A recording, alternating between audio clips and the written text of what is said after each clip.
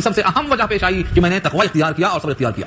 جیسا پیچھے آ چکا ہے وَاتَّبَعْتُ مِلَّةَ آبَاءِ ابراہیم, میں نے اپنے آبا و اجداد ابراہیم کا مسلک اختیار کیا اور ترک کیا میں نے کیا ملت قوم, ایسی ملت کا مذہب چھوڑ دیا جو اللہ پر ایمان نہیں رکھتے. تو یہ اظہار نعمت ہے, حدیث بن نامہ کے طور پر بیان کیا انہوں نے.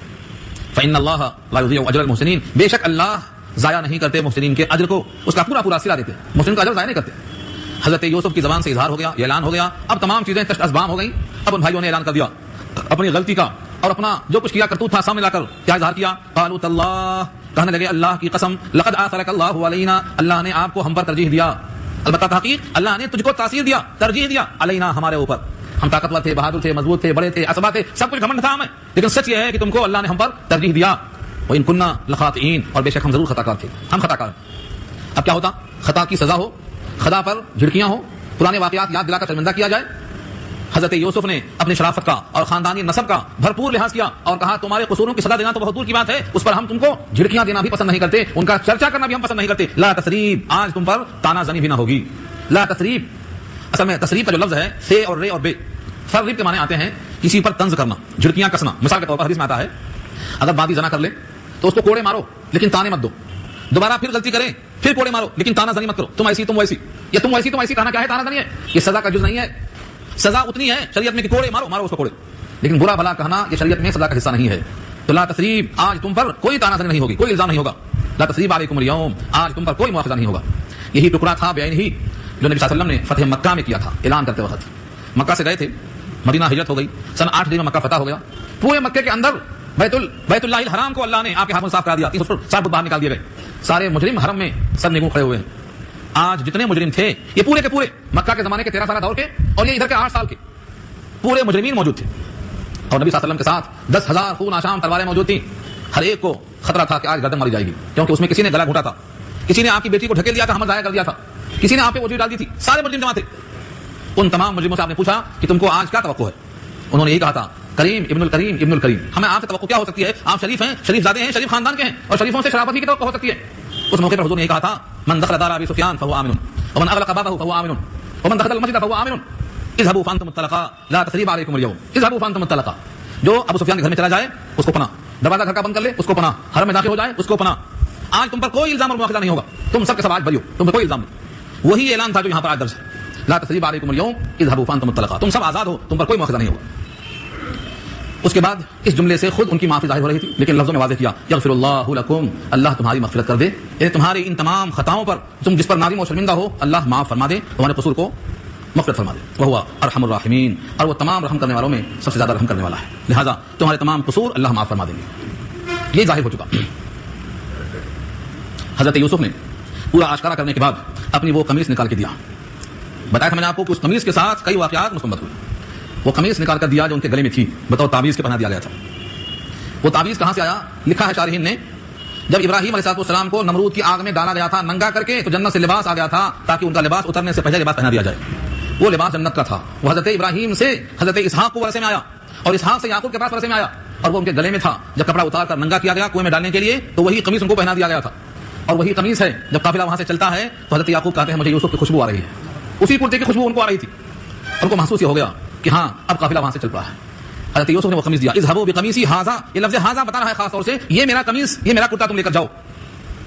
لفظ ھذا سے اشارہ ہے کہ کوئی مخصوص قمیص ہے جو وہی ہے. فالقوه, اور اس کو جا کر ڈال دو, علی وجه ابی, میرے باپ کے چہرے پر, یاتی بصیرا, آ جائے گی بینائی, یا وہ بینا ہو کر آ جائیں گے. کوئی کرتا دنیا میں ایسا ہے کہ آنکھ پر ڈال دو بینائی لوٹ کے آ جائے, یہ کوئی خاص کرتا ہے جیسا میں نے ذکر کیا آپ سے, ورنہ کرتوں میں یہ تاثیر نہیں آ سکتی ہے کہ چہرے پہ رکھ دو بینائی واپس آ جائے, یہ ہو ہی نہیں سکتا. اللہ کے فضل و کرم سے کچھ 40 سالہ فراق کا دور ختم ہوا, اور 6 سال جو بینائی کے دوران مشقتیں تھیں, کلفتیں تھیں, وہ بینائی اس کرتے کے ڈالنے سے لوٹ کے آ جائے گی. اور آگے فرمایا واتونی باہلکم اجمعین, اور تم لے آؤ تمہارے پورے گھرانے کو اکٹھا, سب کو ساتھ لے آؤ. اب یہ موقع ہے کہ پورے بھائی خوش خوش جا رہے ہیں اور قمیص لے کے جا رہے ہیں. ابھی یہاں سے قافلہ نکلا بھی نہیں تھا کہ وہاں آواز آنا شروع ہو گئی, یوسف کی خوشبو مجھے آتی ہے, اگر تم لوگ مجھے دیوانہ نہ کہو تو میں عرض کرتا ہوں. تم لوگ کہو گے کہ زمانہ ہوا بھیڑیا کھا گیا اور تم کو اب ان کی خوشبو آ رہی ہے, تم کہو گے تم تو پرانی گمراہی میں ہو, پرانی محبت و چاہت میں ہو, مگر حقیقت یہ ہے کہ مجھے کرتے کی خوشبو آ رہی ہے. یوسف کی خوشبو کو میں محسوس کر رہا ہوں. ادھر سے قافلہ چلا, ادھر سے خوشبو کا اظہار ہوا. اب پورے کے پورے مل کر باضابطہ ملک مصر میں داخل ہوں گے, استقبال ہوگا, اور وہ 11 ستاروں کا خواب پورا ہوگا, سجدہ کیا جائے گا, اور سب کے سب خوشحالی کا اظہار فرمائیں گے. اگلے رکوع کا مضمون انشاءاللہ یہی ہے. اور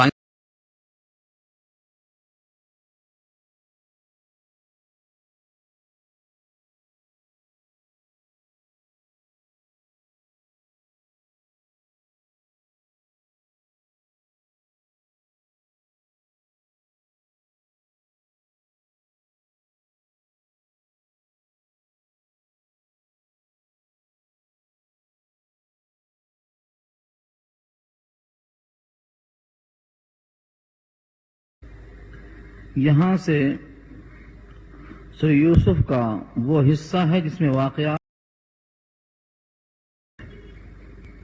حضرت یوسف علیہ السلام نے اپنی قمیص کو دے کر بھیجا کہ اس کو لے جاؤ اور میرے والد کے چہرے پر اس کو ڈال دو، ان کی بینائی لوٹ کے آ جائے گی اور وہ چلنے پھرنے کے لائق ہو جائیں گے، اس طرح تم پورے گھرانے کو ساتھ لے کر آ جاؤ۔ روایتوں میں لکھا ہے، قرطبی نے نقل کیا ہے کہ حضرت یوسف علیہ السلام نے اس کرتے کے ساتھ تقریباً 200 اونٹ سے لدا ہوا ساز و سامان بھیجا تاکہ پورا خاندان آنے کے لیے ان سے اپنا تیاری کا سامان خرید سکے۔ تقریباً 93 اشخاص مصر سے حضرت یوسف کی طرف چل پڑے، یہ سارے سامان کے ساتھ لوٹ رہے ہیں۔ یہاں پر اس قمیص کا ذکر کیا ہے، عام قمیص سے تو ایسی کیفیت ظاہر نہیں ہوتی کہ بینائی لوٹ کے آ جائے۔ میں نے گزشتہ یہ بات بتایا تھا آپ سے کہ حضرت ابراہیم کو آگ میں ڈالنے کے وقت جو قمیص فرشتوں نے پہنایا تھا جنت سے آیا تھا، اور اس جنت کے قمیص میں یہ خوبی تھی کہ وہ اللہ تعالیٰ کی طرف سے ایک معنوں میں امان تھی، آگ میں جلنے سے بچایا۔ وہ قمیص ابراہیم کے توسط سے اسحاق کے پاس تھی، وہاں سے یعقوب کے پاس آئی اور انہوں نے اس خواب کے بعد ایک نلکی میں پرو کر آپ کے گلے میں بطور تعویذ کے ڈال دیا تھا۔ یہ امام قرطبی نے بیان کیا ہے، ضحاک اور مجاہد کی رائے ہے۔ جبریل امین نے جب بھائیوں نے یوسف کو ننگا کر دیا اور کرتا اس واسطے لے لیا کہ دکھا دیں اس پر بھیڑیے کا خون اور فریب کرنے میں آسانی ہو کہ جو کرتا لے کے آئے ہم، تو وہ کرتا کھول کر جبریل نے پہنا دیا تھا۔ وہ کرتا یوسف کے ساتھ ساتھ تھا۔ اب یہ 40 سال کا وقفہ ہو گیا، ایک روایت کے مطابق 80 سال کا وقفہ ہو گیا۔ وہی کرتا یوسف کو حضرت یعقوب کو یہ معلوم تھا کہ اس کرتے میں کیا خوبی ہے، لیکن آج جبریل کے کہنے سے یوسف نے کرتا بھیجا کہ لے جا کر ڈالو، اور جیسے ہی وہ کرتا آپ کے چہرے پر پہنچا خوشبو سے پورا جسم معطر ہوا اور بینائی آپ کی عورت کر کے آ گئی۔ یہاں سے تذکرہ شروع ہوتا ہے، اذهبوا بقمیصی ھذا، لے جاؤ میری یہ قمیص، فالقوہ، اور اس کو ڈالو علی وجہی ابی، میرے باپ کے چہرے پر، یاتی بصیرا، بینائی لوٹ کے آ جائے گی، یا وہ ہو جائیں گے لوٹانے کے لائق۔ واتونی باہلکم اجمعین، اور لے آؤ تم سارے گھرانے والوں کو ساتھ۔ یہ نہیں کہا کہ میرے والد کو لے آؤ، اس لیے کہ کسی کو لانا یا بلانا بلانے والے کے مقابلے میں اس کا موقف کمتر ظاہر کرتا ہے، اس لیے ادب کا تقاضا تھا کہ انہوں نے سارے گھر والوں کو بلایا، کیونکہ بادشاہت کو چھوڑ کر میرا جانا مناسب نہیں ہے، میرا یہاں پر رہنا، اور قحط کے زمانے میں خزانے کو صحیح تقسیم کرنے کا میں نے وعدہ کر رکھا ہے، تم پورے گھرانے کو لے آؤ۔ واتونی باہلکم اجمعین، یہاں حضرت یوسف نے کرتا دے کے بھیجا، اور یہودا جو بڑا بیٹا تھا جس نے کہا کہ اس کرتے میں جھوٹا خون لگا کر میں نے دھوکہ دیا تھا، آج میں یہی کرتا لے جا کر ان کو خوشخبری بھی دینا چاہتا ہوں تاکہ اس دن کی مکافات ہو جائے۔ یہ کرتا لے کر یہاں سے نکل رہے ہیں، اور ادھر حضرت یعقوب علیہ السلام اپنے اطراف میں جو لوگ تھے، محلے کے لوگ، گاؤں کے لوگ، گاؤں میں تھے، یہ بادیا کہتے ہیں گاؤں کو، آگے آیت شروع میں آ رہی ہے، گاؤں والوں کے سامنے کہہ رہے ہیں اگر تم مجھے یہ نہ کہو کہ بڈھا بہک گیا ہے اور پرانی دماغ کی خرابی مبتلا ہو گیا ہے، تو تم سے میں صاف کہتا ہوں کہ مجھے یوسف کے ابو محسوس ہو رہی ہے۔ ولما فصلت العیر، اور جب قافلہ چلنے لگا، یعنی مصر سے قافلہ جدا ہوا، وہ قمیص لے کر ابھی مصر سے باہر نکلا، اور ادھر قال ابوہم، ان کے والد نے کہا انی لاجد ریح یوسف، بے شک میں تو اب یوسف کی خوشبو پا رہا ہوں، لولا ان تفندون، اگر یہ بات نہ ہو کہ تم مجھے کہو کہ بڈھا بھاگ گیا ہے، سٹیا گیا ہے جس کو بولتے ہیں اردو میں۔ تفندون، فند کے معنی آتے ہیں دماغی فطور میں پڑ جانا، یعنی بہک گیا ہے، ایک بات دماغ میں ڈال دیا ہے، وہی بات ابھی تک دماغ میں پڑی ہوئی ہے۔ یہاں پر دو باتیں ہیں، ابھی کرتا مصر میں ہے اور یہ کنعان میں ہے، اور وہاں سے کرتے کی خوشبو یہاں محسوس کر رہے ہیں، کیونکہ یہ معجزہ ہے، اور معجزہ جس کے ہاتھ ظاہر ہوتا ہے اس کے اختیار میں نہیں ہوتا، معجزہ اللہ کا فعل ہے، وہ جب چاہتے ہیں بندے سے ظاہر کر دیتے ہیں۔ یوسف جب کنعان ہی کے کنویں میں تھے قریب تر تو یہ خوشبو نہیں آئی، لیکن یوسف جب ملک مصر میں ہیں اور آپ کنعان میں ہیں اور اللہ نے چاہا تو وہاں سے خوشبو ان کے کرتے کی یہاں تک پہنچ رہی ہے۔ یہ صرف اس لیے کہا گیا کہ معجزات بندوں کے ہاتھ سے ظاہر ہوتے ہیں، لیکن یہ بندوں کا فعل نہیں ہوتا، یہ فعل اللہ کا ہوتا ہے۔ چنانچہ پیچھے بحث آ چکی ہے سورہ ہود کے حوالے سے، جب قوم نوح نے حضرت نوح سے کہا تھا تم عذاب لانا ہے تو لا لو، باتیں بہت ہو گئی، قالوا یا نوح قد اکثرت جدالنا، بحث بہت کر لیا، فاتنا بما تعدنا ان کنت من الصادقین، سچے ہیں تو عذاب لے کے دکھاؤ۔ یہ نہیں کہا کہ ٹھیک ہے بلاتا ہوں ابھی یا لاتا ہوں ابھی، یا ابھی اللہ سے کہا کہ منگا لیتا ہوں، یہ کہا انما یاتیکم باللہ ان شاء، اس کو تو اللہ لائیں گے اگر چاہیں گے، ان شاء مانے اگر چاہیں گے تو تمہارا مطلوبہ معجزہ لائیں گے، ہم جب چاہیں اس کو پیش نہیں کر سکتے۔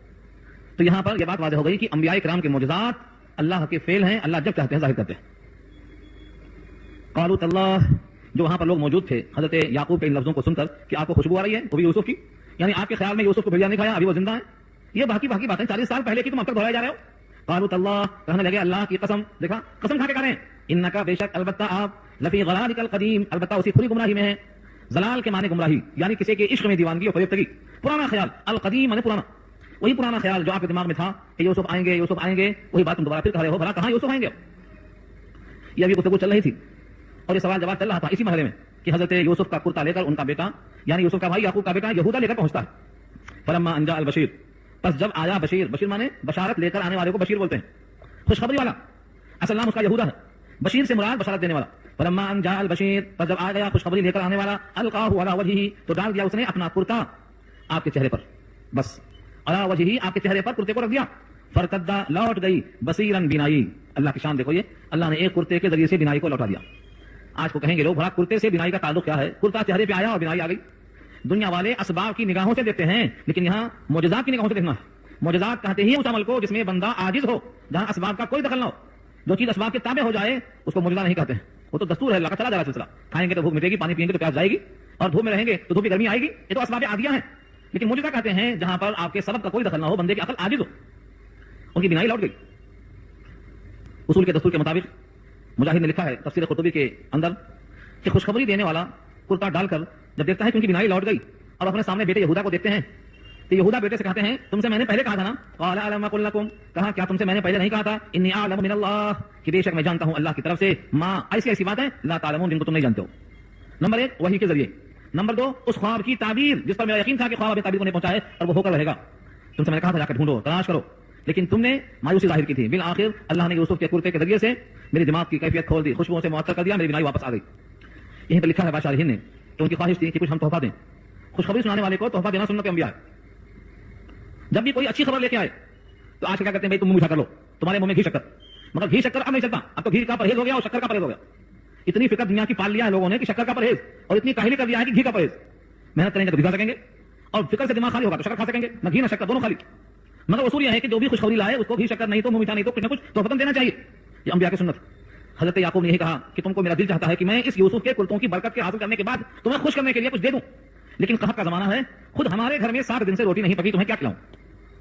کیونکہ پورے بھائی وہیں گئے تھے تلاش کرنے کے لیے، اور یہ خود بینا نہیں تھے، نابینا تھے، ضعیف تھے۔ اس واقعے کو جب 80 سال ہو گئے ایک روایت کے مطابق، یا 40 سال ہو گئے ایک روایت کے مطابق، تو بھلا باپ کا بڑھاپا کیا کچھ کام کا رکھا ہوگا آپ کو؟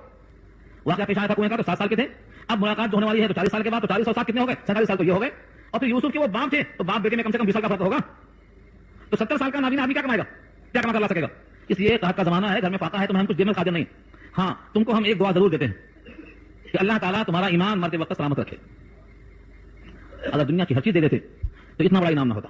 کسی بندے کے لیے سب سے قیمتی سرمایہ یہ ہے کہ اس کا خاتمہ ایمان پر ہو، اور کسی کے لیے سب سے بدترین بددعا یہ ہے کہ اس کا خاتمہ ایمان پر نہ ہو۔ مجھے دونوں پر واقعات کثرت سے آ رہے ہیں، لیکن ایک نمونہ پیش کرتا ہوں۔ ایک صحابی ہیں حضرت سعد بن ابی وقاص رضی اللہ تعالیٰ عنہ، بڑے مشہور صحابی، یہ نماز پڑھاتے رہے۔ کچھ لوگوں نے آ کر ان کی شکایت کی کہ وہ نماز صحیح نہیں پڑھاتے، اور لوگوں کو جہاد میں بھیج دیتے، خود نہیں جاتے، اور مال غنیمت اپنے لوگوں کو بانٹ دیتے، سب کو نہیں دیتے۔ یہ 3 شکایتیں کی تھی، طویل قصہ ہے، بخاری میں درج دیکھ لیجیے کبھی۔ جب ان کو اطلاع ملی تو انہوں نے 3 بددعائیں کی، 3 بددعائیں کی، وہی 3 الزام کے بدلے 3 بددعائیں۔ اللہ سے کہا یا اللہ جن لوگوں نے یہ غلط باتیں ہماری طرف منسوخ کی ہیں، نماز صحیح نہ پڑھانا، میں تو قدیم الاسلام ہوں، اگر میں نماز نہیں پڑھا سکا تو کون پڑھا سکتا؟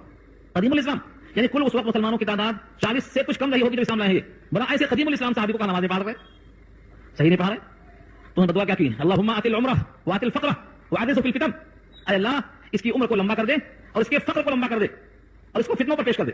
3 بددعا کی تھی۔ جناب عائشہ فرماتی ہیں کہ ان لوگوں کی عمریں لمبی ہو گئیں اسی بددعا سے۔ اتل عمرہ، عمر لمبی کر دے۔ عمر لمبی ہونا اگر صحیح صلاح راستے پر ہے تب تو اچھی چیز ہے، لیکن اگر عمر اتنی لمبی ہو گئی کہ ارذل عمر تک پہنچ گیا تو اللہ کے نبی نے پناہ مانگی اس عمر سے۔ اللہم انی اعوذ بک من ارذل العمر لکی لا یعلم من بعد علم شیئا، اے اللہ میں ایسی عمر سے جس کو ارذل عمر کہتے ہیں پناہ مانگتا ہوں کہ سب کچھ جان چکنے کے بعد اب کچھ جاننے کے موقع میں نہیں رہ گیا۔ بیٹے کو نہیں پہچانتا، بیوی کو نہیں پہچانتا، طہارت کو نہیں جانتا پہچانتا، پڑا ہوا ہے تو پڑا ہوا ہے، زمین پر بوجھ ہے، تیمارداروں پر بوجھ ہے، تو اس شخص نے بدعا کی تھی اللہم آت العمرہ، ان لوگوں کی عمر لمبی کر دو۔ تو لمبی عمر کرنے سے نقصان کیا ہے؟ ثواب ملتا۔ اگر فرمایا وآت الفقرہ، اور ان کے فقر کو بڑھا دو، پورے کے پورے فقیر۔ جناب عائشہ فرماتی ہیں کہ ان کی عمریں اتنی طویل ہو گئی تھی کہ اوپر کی بھویں پک گئی تھی، پلکوں کی بھویں پک گئی، اور راستے میں چلتے پھرتے لڑکیوں کو اس عمر میں چھیڑتے تھے، اس عمر میں۔ یہ ہے الرزق فی الفتن، فتنے میں ڈال دیا ان کو۔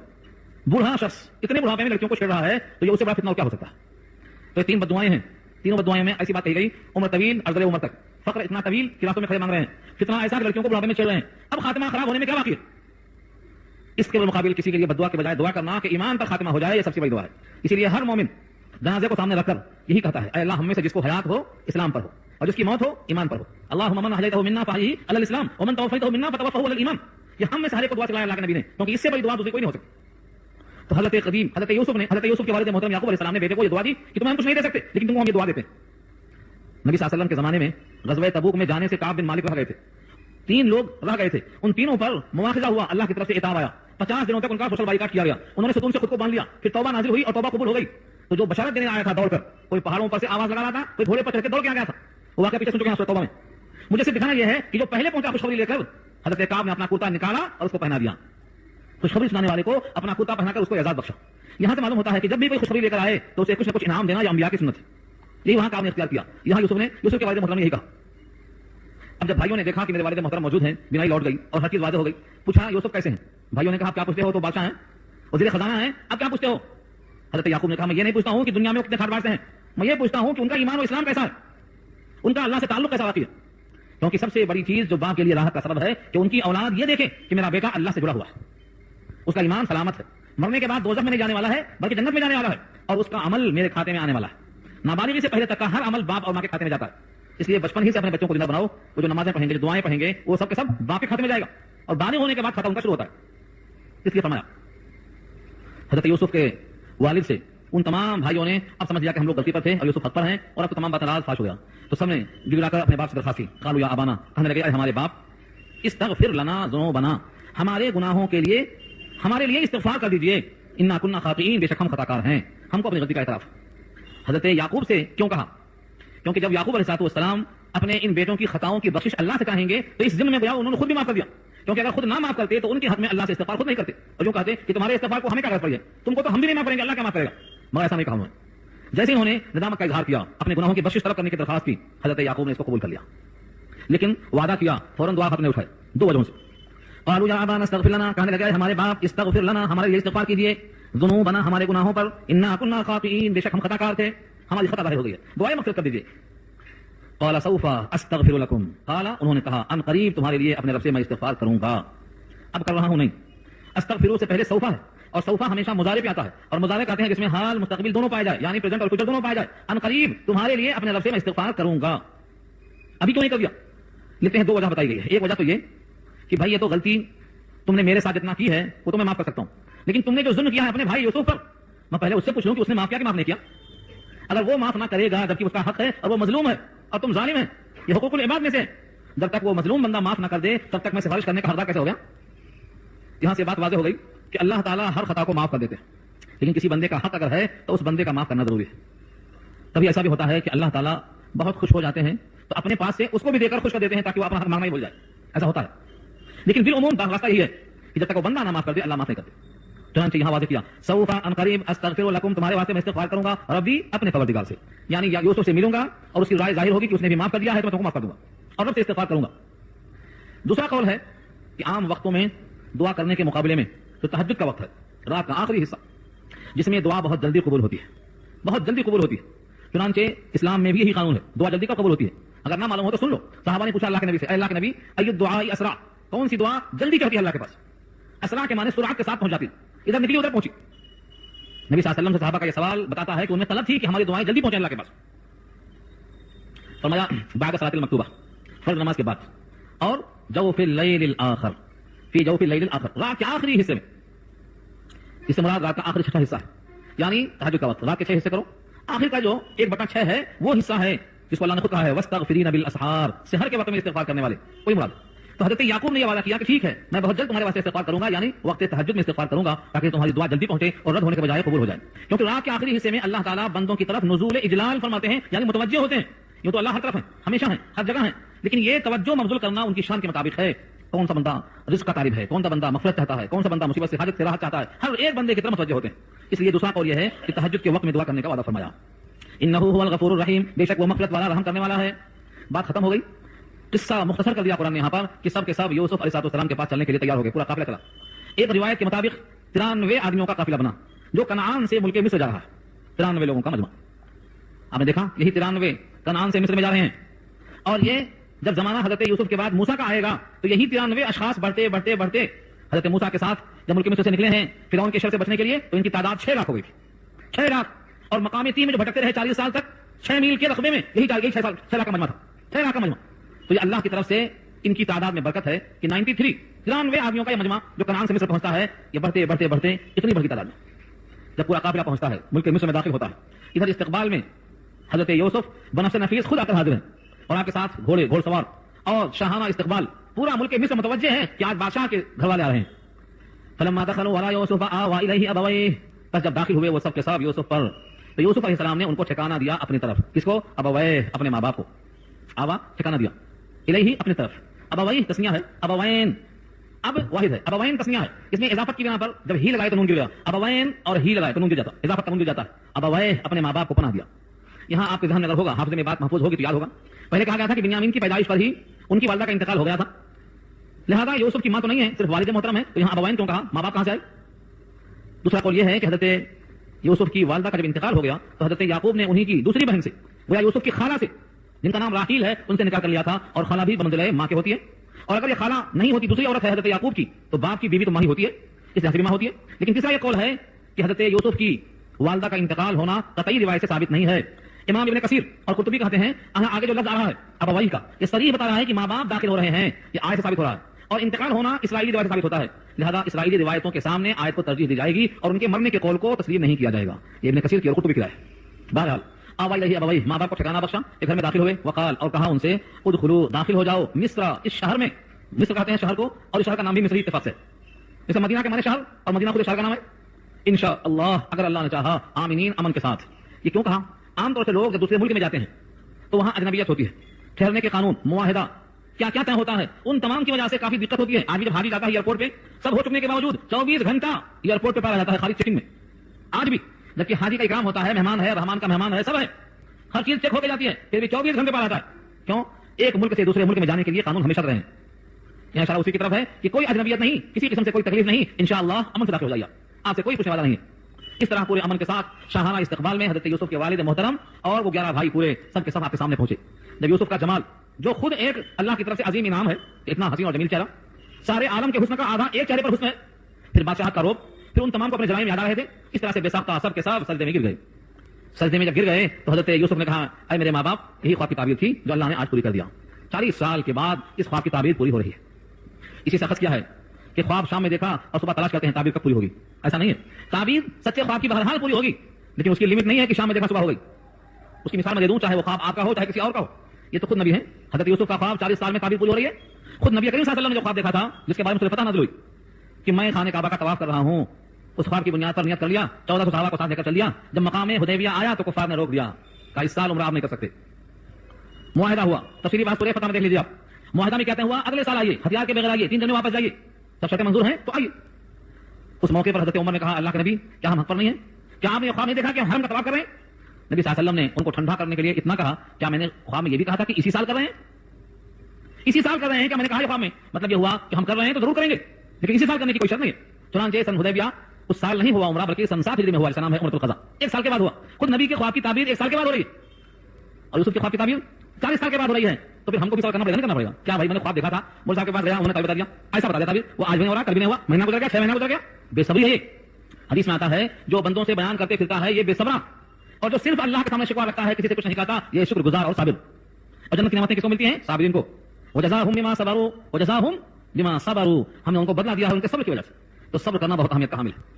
خلاصہ کیا ہوا؟ ورفع ابویہ، اور اونچے مقام پر تخت شاہی پر بٹھایا۔ بھائی ماں اور باپ کا اکرام انہوں نے یہ کیا کہ بادشاہت کے تخت پر اپنے ماں باپ کو بٹھایا۔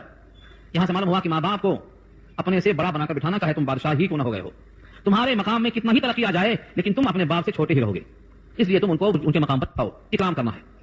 ورفع ابویہ، اور بلند مقام پر بٹھایا اپنے ماں باپ کو، علی العرش، تخت پر، یہ تخت سے مراد تخت شاہی ہے۔ وخروا لہ سجدا، اور سب کے سب گر گئے ان کے لیے سجدے میں، خروا گر گئے، لہو ان کے لیے، سجدا سجدے میں۔ یہاں پر رک کر 2 باتیں ہوتی ہیں، کیا حضرت یوسف کے لیے سجدہ تھا یا یہ سجدہ سجدہ شکر تھا اللہ کے سامنے؟ پہلا قول یہ ہے کہ در حقیقت سجدہ سجدہ شکر تھا، اللہ کے سامنے تھا کہ چلو پورے کے پورے بیٹے زندہ ہیں، ماں باپ بچھڑے تھے اکٹھا ہیں، دشمنی پیدا ہو گئی تھی اور سب نے ایک دوسرے کی عظمت کا اعتراف کر لیا، اس طرح سے سب نے سجدہ کیا ہے اللہ کو، اور یہ سجدہ تعظیمی نہیں ہے بلکہ سجدہ شکر ہے۔ یہاں تو کوئی اشکال نہیں ہے، کوئی کلامی نہیں ہے، مانا جا سکتا ہے۔ رہا سوال لفظ لہو کا، ان کے لیے گر گئے سجدہ کرتے ہوئے، ان کے لیے مطلب ان کی خدمت، ان کے درجے کو اعتراف کرتے ہوئے گرے، لیکن گرے اللہ کے لیے، سجدہ اللہ کا کیا انہوں نے؟ جیسے مثال کے طور پر آپ گرتے ہیں بیت اللہ کے سامنے، آپ کی نمازیں کہاں ہوتی ہیں؟ بیت اللہ کے سامنے۔ ہر حاجی اپنا سجدہ کرتا ہے بیت اللہ کی دیوار کے سامنے، یہاں سے سمت اور وہاں سے آئینے دیوار، وہاں کے لیے سمت کافی نہیں ہے، وہاں جو انسان سجدہ کرے گا وہ ٹھیک دیوار کی محاذات میں کرے گا، اور یہاں سے اس سمت میں کیا تو کافی ہے۔ تو کیا یہ سجدہ اس دیوار کے لیے ہے؟ باللہ نہیں، اس دیوار کے لیے سجدہ نہیں ہے، اس دیوار کی طرف سجدہ ہے اللہ کا۔ چنانچہ ایک مجذوب نے بڑی پیاری بات کہی ہے، حاجیوں ہے ہم کو گھر والے سے کام، گھر کے محراب و ستون سے کیا غرض، ہم تو گھر والے کے واسطے آئے۔ چنانچہ حضرت عمر کا فرمان واضح ہے کہ اگر اللہ کے رسول نے بوسہ نہ لیا ہوتا تو اے پتھر تجھ کو میں بوسہ کبھی نہ دیتا، تجھ کو میرا بوسہ اس لیے نہیں ہے کہ تو نفع نقصان کا مالک ہے، اس لیے ہے کہ میرے حبیب نے تجھ کو ہونٹ لگایا مطابعت نبوی۔ تو بس بندہ سجدہ اللہ کو کرتا ہے، یہ سجدہ شکر ہے، لیکن یوسف کے لیے سجدہ شکر ہے، یعنی یوسف کے خدمات، یوسف کی تحمل اور صبر اور یوسف کا یہ مقام کا اعتراف کرتے ہوئے سجدہ اللہ کو کر دیا، تو سجدہ شکر ہے، اس میں کوئی کلامی نہیں ہے۔ ایک قول یہی ہے بہت سے شاہین لکھتے ہیں اس کو. دوسرا قول قابل اعتراض ہوتا ہے. دوسرا قول یہ ہے کہ سجدہ تعظیمی ہے. سجدہ تعظیمی اور سجدہ تعبدی دو سجدے ہوتے ہیں. سجدہ تعبدی کا مطلب عبادت اور تعظیمی کا مطلب کسی کی بڑائی کا اظہار, کسی کی بڑائی کا اعتراف. شریعت محمدیہ کے اندر نہ سجدہ تعظیمی جائز ہے نہ تعبدی, دونوں جائز نہیں ہے. لیکن سابقہ امتوں میں سجدہ تعبدی حرام تھا, سجدہ تعظیمی جائز تھا. کیوں؟ اس کی دو وجہ.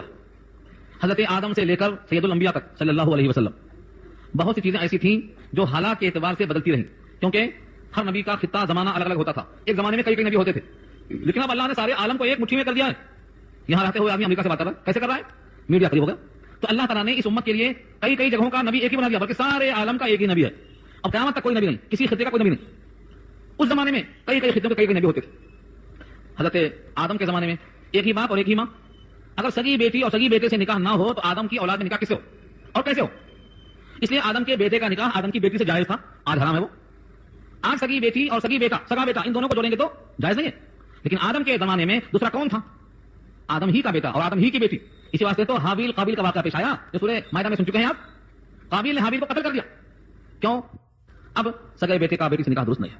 ٹھیک ایسے ہی اس زمانے میں عظمت کے لیے, اعتراف خدمات کے لیے لوگ جھک کر سلام کرتے تھے, سجدہ کرتے تھے, فرشی سلام مارتے تھے. اس زمانے میں وہ جائز تھا. خود حضرت معاذ ابن جبل کو جب ملک شام میں بھیجا نبی صلی اللہ علیہ وسلم نے سفیر بنا کر, تو وہاں پر دیکھا انہوں نے کہ بڑے بڑے لوگ کس طرح کو سجدہ کرتے ہیں. جب حضرت معاذ تشریف لائے ملک شام سے نبی صلی اللہ علیہ وسلم کے پاس, تو وہی تعبدی سجدہ کرنا چاہا. نبی صلی اللہ علیہ وسلم نے روک دیا اور کہا تم مجھے سجدہ نہیں کر سکتے. اور یوں فرمایا اگر میں کسی کو سجدہ کرنے کی اجازت دیتا تو عورتوں کو دیتا کہ شوہروں کو سجدہ کر لیں, مگر میں نے یہ بھی نہیں دیا. لو كنت امر لاحد ان يسجد لاحد لامرت النساء ان يسجدن لازواجهن. اس کے بعد فرمایا یہ سجدہ سبب شرک ہے, ہمارے پاس شرک کا دروازہ بھی نہیں کھلے گا. امت محمدیہ میں چونکہ اب کوئی نبی نہیں آئے گا, لہذا شرک بھی حرام اور شرک کے اسباب بھی حرام. زنا بھی حرام, زنا کے اسباب بھی حرام. ولا تقربوا الزنا, زنا کے قریب بھی مت جاؤ. پہلے زنا کے قریب جانے کا مطلب کیا ہوتا؟ آنکھوں سے غیر محرم کو دیکھنا. یہ پہلے نہیں تھا, اب شروع ہوا. معلوم کیا ہوا؟ اس امت کے لیے سبب بھی حرام کر دیا, جو سبب حرمت ہو وہ بھی حرام. تو سجدہ تعظیمی اور تعبدی دونوں اس امت کے واسطے حلال نہیں ہے. لہذا جب حضرت معاذ حضور کو سجدہ نہیں کر سکتے, یعنی صحابی نبی کو سجدہ نہیں کر سکتے, تو پھر کسی امتی کو کیا حق پہنچتا ہے کہ وہ اپنا سجدہ کسی سے کروائے اور دلیل میں اس آیت کو پیش کرے. یہ تو اس امت کا واقعہ ہے جس امت کے درمیان سجدہ تعظیمی جائز تھا, تعبدی حرام تھا. اس امت میں مصطفیٰ نے سب کو حرام کر دیا. اس کی مثال دیا میں نے سورہ فاتحہ کے درس میں, تازہ کر لیجیے. کسی کی کرانے کی اسٹور کی دکان ہے, صابن کی دکان ہے, اور بیٹا صابن خریدنے جا رہا ہے دوسری دکان پہ, تو دیکھنے والے کیا سمجھیں گے؟ یا تو بیٹے کی باپ سے بنتی ہی نہیں, یہ تو بیٹے کی باپ سے بنتی ہی نہیں, اور یا باپ کی دکان میں صابن کی ٹکیاں موجود نہیں. کسی کو کوئی بات ہو سکتی؟ اب اگر کوئی نبی کا چاہنے والا شریعت مصطفیٰ کو چھوڑ کر سجدہ تعظیمی کی دلیل جائے یوسف کی شریعت تلاش کرنے کے لیے, تو کیا کہا جائے گا؟ یا تو مصطفیٰ سے ان کی بنتی نہیں, اور یا ان کے مسئلے کا حل مصطفیٰ کی شریعت میں موجود نہیں. مصطفیٰ کی شریعت میں حل موجود نہیں تو شریعت ناقص, اور قرآن کہتا ہے اکملت لکم دینکم واتممت علیکم نعمتی, میں نے دین کی شکل میں نعمت مکمل کر دی ہے. اس میں نفس کا الزام اللہ پہ الزام دے گا, اور مصطفیٰ سے انبن ہو گئی تو پھر عشق کس کا ہو رہا ہے؟ اس لیے دونوں قول باطل ہیں. اس امت میں نہ سجدہ تعظیمی ہے نہ تعبدی ہے, اور اس آیت سے استدلال کرنا درست نہیں ہے, کیونکہ سابقہ امتوں میں بہت سی چیزیں تھیں جن کو اس شریعت میں منسوخ کر دیا ہے, اور جب تک منسوخ کرنے کی دلیل نہ ہو تب تک تمام شریعتوں کے سارے حکام کرنا جائز ہے. روزہ ہے, نماز ہے, زکات ہے, ذکر ہے, تلاوت ہے, سب کے یہاں تھا, آپ کے یہاں بھی ہے, چلتا رہے گا. یہ تو سب نے سجدہ میں سجدہ تعظیمی کیا, اللہ کے واسطے کیا تو کوئی مرحلہ نہیں, اور تعظیمی کیا تو وہاں درست تھا. وقال یا ابتی هذا تعویل رؤیا من قبل, اور کہنے لگے اے میرے پیارے باپ یہ میرے خواب کی تعبیر ہے. تعویل بمانا تعبیر, یہ میرے خواب کی تعبیر ہے جو میں نے اس سے پہلے خواب بچپن میں دیکھا تھا. قد جعلها ربی حقا, تحقیق کہ اس خواب کو میرے رب نے سچ کر دکھایا, میرا خواب تعبیر ہو گیا. وقد احسن بي اذ اخرجني من السجن وجاء بكم من البدو من بعد ان نزغ الشيطان بيني وبين اخوتي ان ربي لطيف لما يشاء انه هو العليم الحكيم. یہ آیت نمبر 100 میں بہت غور کرنا. بہت ہمارے پاس جب کسی کو تکلیف ہو جاتی ہے اور بعد میں راحت آ جاتی ہے, تو راحت کے زمانے میں بھی اس تکلیف کی باتیں کرتا رہتا. اللہ کو پسند نہیں ہے راحت کے دنوں میں راحت کی بات کرنا, شکر کرنا, اور ان غموں کو یاد نہیں کرنا. مثال کے طور پر آپ کے ساتھ ایک دوست نے ہمیشہ دوستی کی, ہمیشہ اچھا سلوک کیا, ایک بار کبھی آپ کو تکلیف ہو گئی, پھر بعد میں اس تکلیف کو ازالہ کر دیا اور راحت ہی راحت ہو گئی ہمیشہ آپ کو, پھر بھی اس دوست کے سامنے آپ کیا کرتے ہیں؟ وہ ایک تکلیف کا ذکر بار بار کرتے ہیں, تو خوش ہوگا کہ نہ خوش ہوگا وہ؟ حضرت یوسف نے یہ نہیں کہا کہ مجھے کنویں میں اللہ نے گرنے کے بعد بچا لیا, کنویں کا ذکر کیوں نہیں کر رہے ہیں؟ آگے کہہ رہے ہیں اللہ تعالیٰ نے خواب کو سچا کر دکھایا, میرے ساتھ بڑا حسن سلوک کیا, جو مجھے قید خانے سے باہر کر دیا, اور آپ سب کو گاؤں سے دیہات سے شہر بلا لیا, اور میرے بھائیوں کے درمیان جھگڑے کو نکال کر دوستی پیدا کر دیا. تین باتیں ہیں, ایک بھائیوں کے درمیان ناچاقی, ایک قید خانہ, اور ایک سب لوگوں کا بکھرنے کے بعد اکٹھا ہو جانا. تین چیزیں. اس میں پہلی چیز کیا تھی؟ کنویں میں سے مجھے اللہ نے نکال کر تب تو بٹھایا. اس کا ذکر کیوں نہیں کر رہے ہیں؟ کیونکہ اب خوشی کا ماحول ہے, پورے بھائی سجدے میں ہیں, اطراف خدمات میں ہیں. اب ایسے موقع پر شکوے سنانا شروع کرنا, ہم میں سے کوئی ملتا کرے تو گھنٹوں روتا, اما یہ ہو گیا تھا, ابا وہ ہو گیا تھا, خود بھی روتا, ان کو بھی روتا.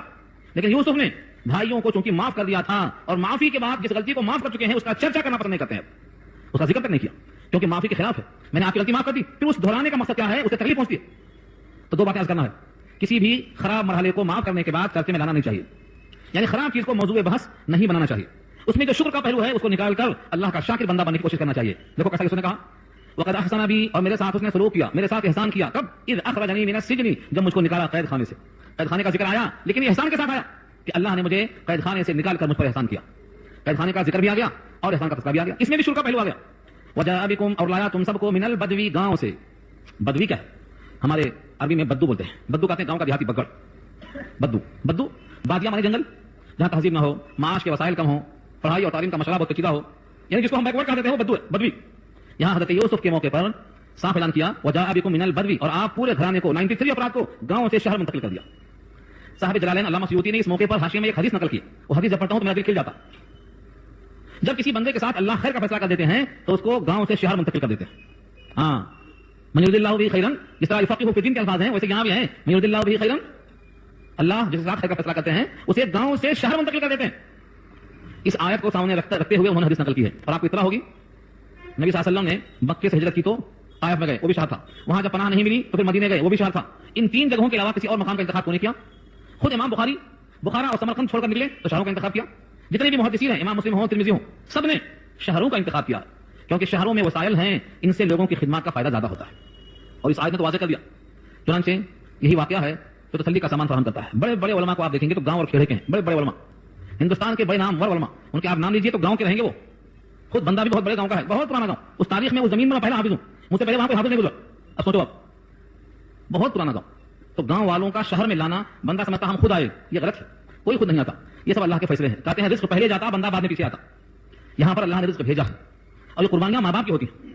اپنی اکلوتی اولاد کو بورڈنگ میں ڈال کے عالم کورس اور حافظ کورس کرا کر امت کے حوالے کر دینا تاکہ تم اللہ کے پیغام کو پہنچاتے رہو, یہ ان کی قربانیاں ہیں. اگر بندے دعا نہ بھی کریں تو بھی ان کی طرف خود بخود اجر پہنچتا رہے گا, کیونکہ ان کا یہ عمل خود فرض کفایہ ہے. جتنے لوگوں تک خیر پہنچتا رہے گا اور جتنے لوگ ہدایت پر آتے رہیں گے, یہ ثواب خود ماں باپ کو پہنچتا ہے.